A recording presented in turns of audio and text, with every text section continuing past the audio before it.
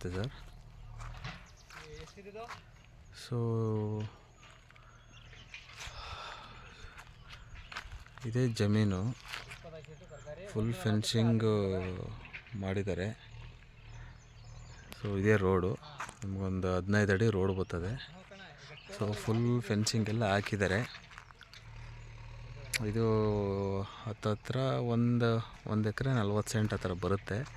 So full land ಲೆಂತಿಯಾಗಿದೆ.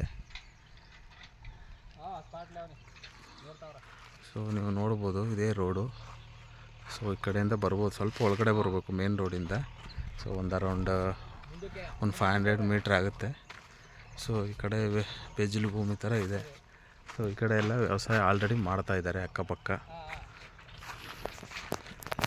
So ಇದೇ land.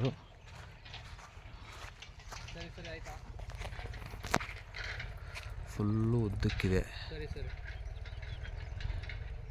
So ನಿಮಗೆ ರೋಡ್ ಸೈಡ್ಗೆ ಅರೌಂಡ್ ಅಗಲ ಬಂದು 60 ಅಡಿ ಬರುತ್ತೆ ರೋಡ್ ಸೈಡ್ಗೆ. ಸೊ ಇದು ನಿಮ್ಮ ಕೊಳ್ಳೇಗಾಲ ಟೌನಿಂದ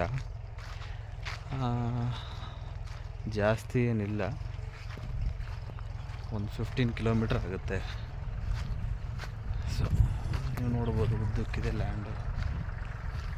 ಸೊ ಬೆಂಗಳೂರಿಂದ ತಗೊಂಡ್ರೆ ನಿಮಗೆ 155 ಕಿಲೋಮೀಟ್ರು, ಮೈಸೂರಿಂದ ನಿಮಗೆ 55 ಕಿಲೋಮೀಟ್ರ್ ಆಗುತ್ತೆ. So general property. So borewell ಆ ಥರ ಏನೂ ಹಾಕ್ಸಿಲ್ಲ ಸದ್ಯಕ್ಕೆ. ಇವಾಗ ಇದೇನೂ ಮಾಡಿಲ್ಲ ಇವರು, ಹಂಗೆ ಬಿಟ್ಟಿದ್ದಾರೆ ಲ್ಯಾಂಡು. ನೀವು ನೋಡ್ಬೋದು.